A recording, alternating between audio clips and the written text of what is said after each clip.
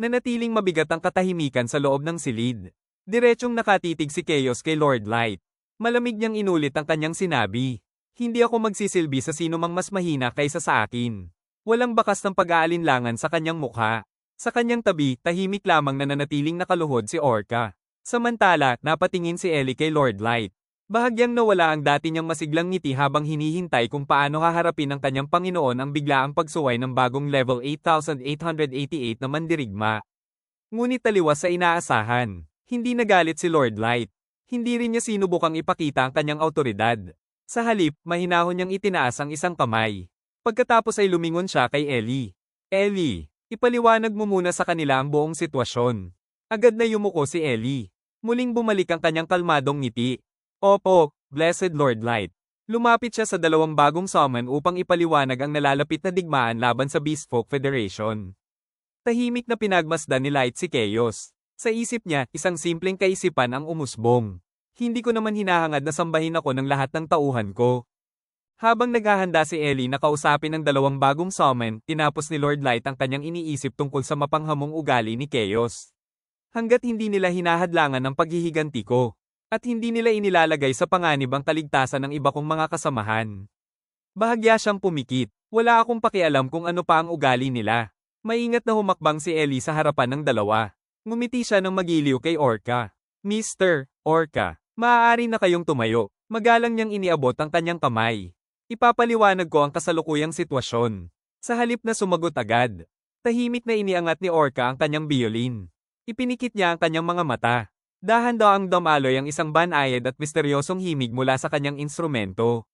Habang sumasayaw ang kanyang bow sa mga kwerdas, parang may kung anong hindi nakikitang bagay ang kanyang pinakikinggan. Makalipas ang ilang sandali, bahagya siyang ngumiti. Nauunawaan ko na, mahina niyang sambit. Patuloy pa ring tumutugtog ang kanyang biolin. Mukhang ang aking Panginoon. Sandali siyang tumigil. Ay inakit ng isang napakagulong kapalaran. Patuloy na marahang umiindayog si Orca habang tinutugtog ang kanyang biolin. Ang banayad na himig ay unti-unting lumalim, tila sinusuri mismo ang kaluluwa ni Lord Light. Ipinikit niya ang kanyang mga mata bago marahang nagsalita.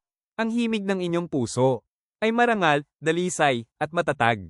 Bahagya siyang ngumiti, ngunit ito rin ang himig na magdadala ng trahedya. Saglit siyang tumahimik.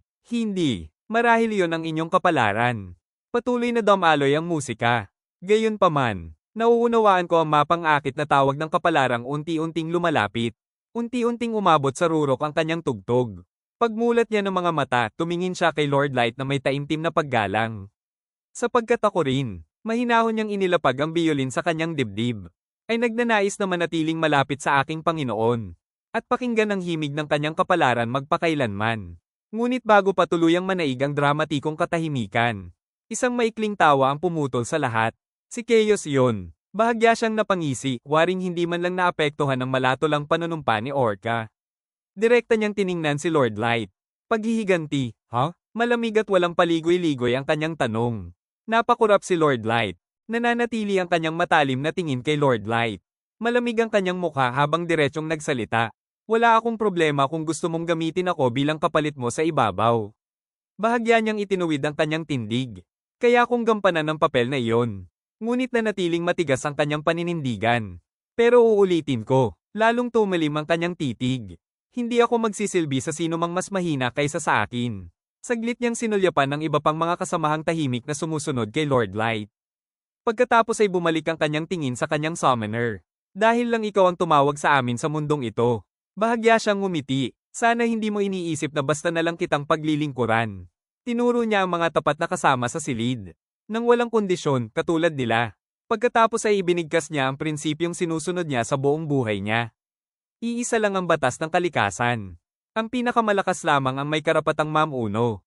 Nanatiling malamig ang titig ni Chaos habang diretso niyang hinarap si Lord Light. Walang pag-aalinlangan sa kanyang boses. Kung gusto mo akong sumunod, patunayan mo muna ang lakas mo. Para sa kanya, iisa lamang ang paraan upang makuha ang kanyang katapatan. Ganap at hindi mapasusubali ang kapangyarihan. Biglang, isang pamilyar na tinig ang umalingaw-ngaw mula sa mga anino ng silid. May halong panunukso at amusement ang tono nito. Aba, akala ko pa naman ay napakaganda ng napili kong mga tauhan. Bahagyang natawa ang boses. Mukhang nagkamali pala ako. Unti-unti itong lumabas mula sa dilim, bakas ang mapanuksong ngiti sa labi. Napailing siya habang nakatingin kay Blessed Lord Light.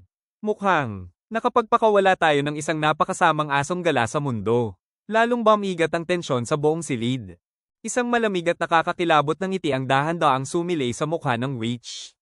Hindi nawala ang kanyang kalmadong tindig, ngunit ang hangin sa paligid niya ay biglang bumigat. Kung ganoon, mahina niyang sambit. Ako na ang mananagot. Ang kanyang mga mata ay kumislap ng may nakakatakot na lamig. Ako na mismo ang magpapatahimik sa mabangis na asong iyan. Para kay Ellie, wala itong kinalaman sa galit o personal na sama ng loob. Kung ang tanging batas na kinikilala ni Chaos ay ang survival of the fittest. Kung gayon, ang isang labanan ng pinakamalinaw na paraan upang patunayan kung sino ang tunay na nakahihigit. Sa isang iglap, sumabog ang napakalaking alon ng mana sa buong silid. Isa-isang lumitaw ang maraming makakapal na spellbook sa kanyang paligid. Lumulutang ang mga ito habang nagliliwanag sa nakakasilaw at mapanganib na mahika, dahilan upang manginig ang hangin sa tindi ng enerhiyang ibinubuga ng mga ito. Nanatiling nakangiti si Ellie habang nakatingin kay Chaos. Pagkatapos ay ibinigkas niya ang isang huling tanong na may nakapangingilabot na kapanatagan. Kung ganoon, wala ka nang magiging pagtutol, hindi ba? Bago pa tuluyang sumabog ang tensyon sa silid. May isang boses na biglang pumagitna. Ellie, kumalma ka. Kalmado ngunit may bahid ng pag-aalala ang tono nito. Hindi naman niya intense yung makipaglaban hanggang kamatayan. Gusto niya lang subukan ang lakas ng kanyang magiging pinuno. Ngunit, walang naging epekto ang mga salitang iyon. Hindi man lang lumingon si Ellie. Nanatili ang malamig niyang titig kay Chaos. Huli na ang lahat. Naipatawag na niya ang kanyang Phantasma class magic item. Sa paligid niya ay lumulutang ang 4 na makapangyarihang spellbook, bawat isa ay naglalabas ng nakakatakot na liwanag at napakalaking dami ng mana. Umuugong ang buong silid sa tindi ng mahikang bumabalot sa mga ito. Hindi ito pananakot, hindi rin ito simpleng babala. Sa nakapangingilabot na presensyang ibinubuga ng Vir, iisa lamang ang malinaw na katotohanan. Talagang balak ni Ellie na patayin si Chaos. Bago pa tuluyang magsimula ang labanan, humakbang si Blessed Lord Light sa unahan. Kalmado ang kanyang ekspresyon habang direkta niyang hinarap si Chaos. Kung gusto mong subukan ang lakas ko. Bahagya siyang ngumiti. Pinapayagan kita. Walang bakas ng pag-aalinlangan sa kanyang boses. Sa halip na umiwas, tahimik niyang inanyayahan ang bagong summon na alamin mismo ang kanyang tunay na kakayahan. Tahimik na pinagmasdan siya ni Chaos. Pagkaraan ng ilang sandali, bahagyang tumango ito. Kung isa kang duwag na magtatago lang sa likod ng mga tauhan mo. Mahigpit niyang hinawakan ang kanyang espada. Wala sanang saysay ang pagtawid ko ng espada laban sa iyo. Nagkaroon ng bahagyang paggalang ang kanyang titig. Pero, mukhang may lakas ng loob ka. Kahit papaano, pupurihin ko ang tapang mo. Pagkatapos ay lumingon si Lord Light kay Ellie. Ellie, ihanda mo ang lahat. Agad na naglaho ang nakakatakot na presensya ni Ellie. Unti-unting hamupa ang nag-uumapaw na mana sa paligid niya habang bumalik siya sa kanyang karaniwang mahinahon na anyo. Magalang siyang yumuko. May banayad ng ngiti sa kanyang lobby nang sumagot siya. Opo, gaya ng inyong nais, Blessed Lord Light. Sa gitna ng isang tigang at mabatong training ground, tinapos ni Ellie ang huling bahagi ng kanyang mahika. Ngumiti si Ellie nang may buong kumpiyansa. Blessed Lord Light, magalang niyang sambit. Habang aktibo ang spell na ito sa training ground na ito, bahagya niyang itinuro ang kumikinang na magic circle sa ilalim nila. Walang sino man ang mamamatay. Patuloy siyang ngumiti habang ipinapaliwanag ang epekto ng kanyang mahika. Gaano man kalubha ang mata mong sugat, poprotektahan sila ng aking mahika. Tumango si Lord Light bilang pasasalamat. Salamat, Ellie. May bahagyang ngiti sa kanyang mukha. Kung ganoon, hindi na natin kailangang magpigil sa laban. Masayang yumuko si Ellie. Kitang-kita ang kasiyahan sa kanyang mga mata. Ikinalulugod kong maging kapaki-pakinabang sa inyo. Iyan ang aking pinakamalaking karangalan, Blessed Lord Light. Matapos masiguro na handa na ang lahat, muling humarap si Lord Light sa kanyang kalaban. Kalmado ang kanyang ekspresyon habang magalang siyang nagsalita. Pasensya na sa paghihintay. Bahagya siyang tumango. Handa na ang lahat. Pagkatapos ay tiningnan niya si Chaos ng diretso. Kung handa ka na rin, maaari na nating simulan ang ating laban. Sa kabilang panig ng training ground, isang matinis na tunog ang umalingaw nang ihanda ni Chaos ang kanyang napakalaking side. Mahigpit niya itong hinawakan habang itinutok ang matalim niyang tingin kay Lord Light. Isa lang ang sasabihin ko. Malamig ang kanyang boses. Kung iniisip mong isa lang itong simpleng sparring, na walang masamang mangyayari kahit matalo ka. Bahagya niyang itinaas ang kanyang sandata. Mas mabuti pang baguhin mo na agad ang pag-iisip na yan. Naningkit ang kanyang mga mata, naglalabas ng nakakatakot na presensya. Isang nakamamatay na aura ang bumalot sa buong paligid. Diretsong binitiwan ni Chaos ang kanyang babala. Dahil, lalaban ako. Sandaling tumahimik ang buong training ground. Na may tunay na layuning patayin ka. Hindi man lang natinag si Lord Light sa banta ni Chaos. Sa halip, ngumiti lang siya ng may kumpiyansa. Ayos lang. Dahil wala rin akong balak magpigil. Direkta niyang sinalubong ang titig ni Chaos. Lalaban ako ng buong lakas. Pagkatapos ay bahagya siyang napangiti. Pero pagkatapos ng lahat ng yabang mo, sana hindi ka madaling talunin. Tahimik na tinitigan siya ni Chaos bago bahagyang ngumisi. Malaki rin pala ang bibig mo. Mahigpit niyang ikinuyom ang kamao. Sana, kaya mong panindigan ang mga sinabi mo. Mula sa gilid ng arena, narinig ang mga sigaw ng suporta. Good luck, Blessed Lord Light, magalang na bati ni Ellie. Napangiti naman si Orca. Bilang kasamahan, susuportahan ko rin si Mr. Chaos, sabi niya, bago agad lumingon kay Light. Pero good luck din po sa inyo, Blessed Lord Light. Pagkatapos ng maiikling pagbati, muling bumigat ang hangin. Mabilis na inihanda ni Chaos ang kanyang napakalaking side. Tahimik siyang tinitigan ni Lord Light. Simulan na natin. Malamig na sabi ni Chaos. Sa nakakabinging ugong, ibinato ni Chaos ang kanyang napakalaking side. Warm up pa lang yan. Sinundan ito ng tingin ni Lord Light. Ang bilis, bulong niya. Ganyan nga ang inaasahan ko sa isang level 8,888. Ngunit nanatili siyang kalmado. May kumpiyansa siyang ngumiti. Pero magugulat ako kung tatamaan mo ako sa simpleng atakeng iyan. Humugot siya ng isang card. Release. Isang nakakasilaw na liwanag ang sumabog. SSSR Stormwall. Isang rumaragasang bagyo ang agad na sumiklab, hamarang sa paparating na sandata. Nagulat si Lord Light nang parang walang hadlang na hiniwan ng umiikot na side ang Stormwall. Bahagyang nanlaki ang kanyang mata.